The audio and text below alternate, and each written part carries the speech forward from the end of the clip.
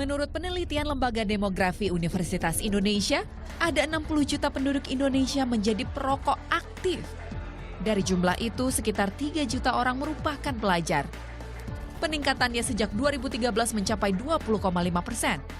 Data dari Global Youth Tobacco Survey 2014, negara kita dinyatakan sebagai negara dengan angka perokok remaja tertinggi di dunia. Fakta ini memprihatinkan. Pasalnya efek candu yang ditimbulkan perokok berdampak buruk pada masa depan anak-anak. Tidak lagi untuk hanya difokuskan atau semua menyoroti kesehatan. Tetapi kita harus melihat juga generasi kita ke depan.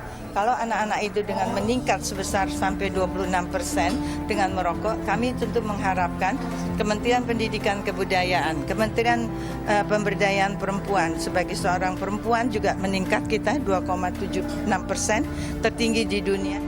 Berbagai cara sudah dilakukan. Berbagai area di fasilitas umum sudah menjadi kawasan bebas asap rokok. Untuk menegakkan peraturan ini, pemerintah daerah bahkan sudah sering merazia area yang menjadi kawasan bebas asap rokok. Tapi di sisi lain, peningkatan perokok di Indonesia masih tetap signifikan. Hal ini dikarenakan pengendalian penjualan rokok di Indonesia masih sangat lemah. Pokoknya gini, pemahamannya jangan poin pada tempat merokoknya, tapi pada penyelamatan generasi mudanya dulu. Jadi tempat merokok itu hanya diberikan kepada mereka yang masih merokok. Jangan kita membatasi memberikan tempat kepada yang perokok, tapi tetap kita membiarkan mereka menjara anak-anak kita. Gitu loh tujuannya. Jadi itu hanya untuk mereka yang masih merokok, tapi kita tetap menyelamatkan generasi muda. Gitu. Badan Kesehatan Dunia WHO mencatat 5 juta orang meninggal per hari karena rokok. Untuk menyelamatkan generasi muda Indonesia, pemerintah masih memiliki pekerjaan rumah. Menggodok rancangan undang-undang pertembakauan yang melibatkan berbagai pihak di hulu dan hilir. Tim Liputan melaporkan untuk NET.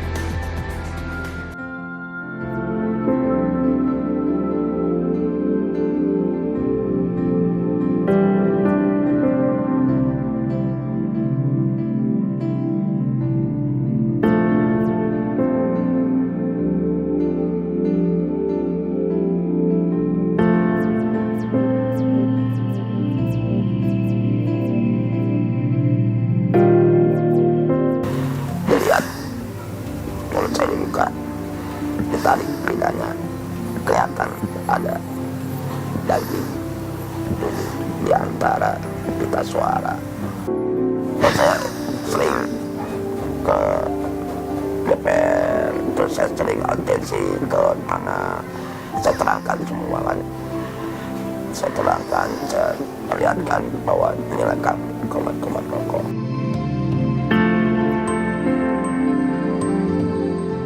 Hai sahabat Halo Sehat, bagaimana kabar Anda hari ini? Berjumpa lagi dengan saya Dr. Edi Krismanto. Mungkin Anda sering mendengar ya, bahwa ada orang yang terserang penyakit serius akibat menjadi perokok pasif. Ia tinggal di lingkungan perokok yang hampir setiap waktu ikut menghirup asap rokok. Hal ini terjadi ketika asap rokok tidak seluruhnya masuk ke dalam paru-paru perokok, namun sebagian besar menyebar ke udara dan dihirup oleh orang lain. Oleh sebab itulah menjadi perokok pasif juga sangat berbahaya bagi kesehatan. Lalu apa saja ya masalah kesehatan yang mungkin dialami oleh perokok pasif? Awan kelabu imbas polusi yang menaungi Jakarta dalam beberapa bulan terakhir ini mayoritas adalah diakibatkan oleh asap kendaraan bermotor. Hasil penelitian menunjukkan emisi dari sepeda motor menghasilkan 8.500 ton polutan ke langit Jakarta setiap harinya. Dan ironisnya hingga saat ini belum ada kebijakan real untuk membatasi kendaraan roda 2.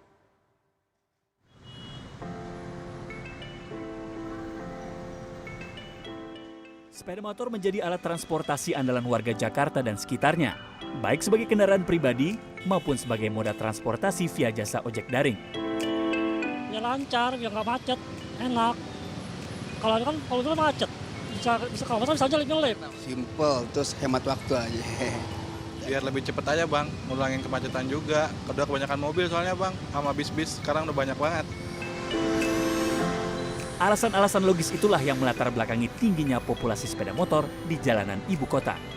Data statistik transportasi Jakarta menunjukkan, hingga akhir tahun 2018 ada 14,74 juta unit sepeda motor di Jakarta. Jumlah ini dipastikan terus bertambah. Asosiasi Industri Sepeda Motor Indonesia mencatat, penjualan sepeda motor dari 5 merek ternama pada tahun 2019 hingga bulan Juni saja sudah mencapai 3,2 juta unit secara nasional. Dari jumlah itu, kota besar seperti Jakarta masih mendominasi. Sayangnya, sepeda motor dengan segala fleksibilitasnya juga menjadi penyumbang terbesar polusi di Jakarta.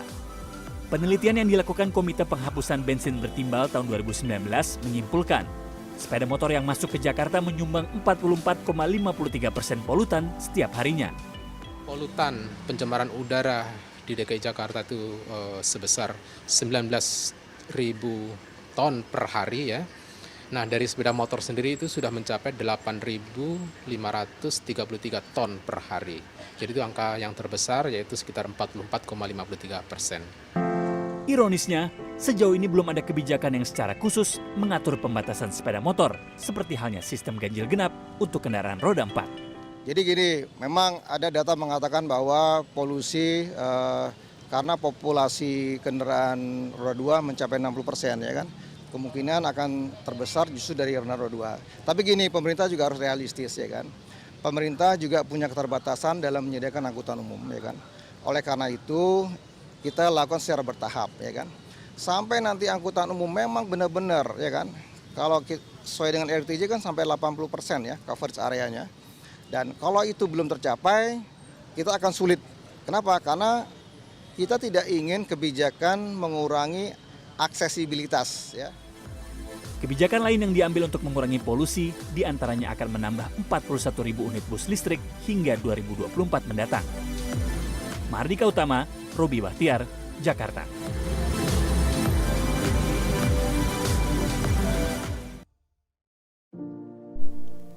Saat ini polusi udara sudah menjadi permasalahan dunia yang tidak ada habisnya. Berdasarkan riset Global Alliance on Health and Pollution atau GAHP, polusi udara menyumbang 40% kematian dunia dengan angka kematian 3,4 juta pada tahun 2017. Dan Indonesia menjadi salah satu negara dengan tingkat polusi udara terbesar di Asia bahkan dunia. Menurut laporan kualitas udara dunia IQR tahun 2021, Indonesia menduduki peringkat ke-17 negara paling berpolusi di dunia. Sementara itu, pada tingkatan ibu kota, Jakarta berada di peringkat ke-12 kota paling berpolusi di Asia Tenggara. Banyak faktor yang menyebabkan tingginya tingkat polusi udara di Indonesia, dan sebagian besarnya adalah karena ulah tangan manusia yang tidak peduli terhadap lingkungan, seperti aktivitas rumah tangga, limbah industri, pembakaran hutan, asap kendaraan bermotor, dan lain sebagainya. Dari sekian banyak penyebab polusi udara, salah satu yang paling jelas terlihat ada di sekitar kita dan juga kontribusi terhadap polusi udaranya tinggi adalah asap kendaraan bermotor. Pada tahun 2019, Direktorat Pengendalian Pencemaran Udara KLHK menyebutkan bahwa emisi kendaraan menyumbang sekitar 70-80% terhadap pencemaran udara di perkotaan karena banyaknya penggunaan kendaraan pribadi. Tingginya emisi kendaraan ini sebanding dengan tingginya jumlah kendaraan bermotor yang ada di Indonesia pada tahun itu, yaitu sebanyak 146 juta unit. Polusi udara ini dapat menimbulkan berbagai dampak buruk bagi manusia dan lingkungan, seperti menyebabkan berbagai penyakit, pemicu pemanasan global yang menyebabkan hujan asam, penipisan ozon, dan perubahan iklim global, mengganggu produktivitas tanaman, serta mengganggu jarak pandang. Oleh karena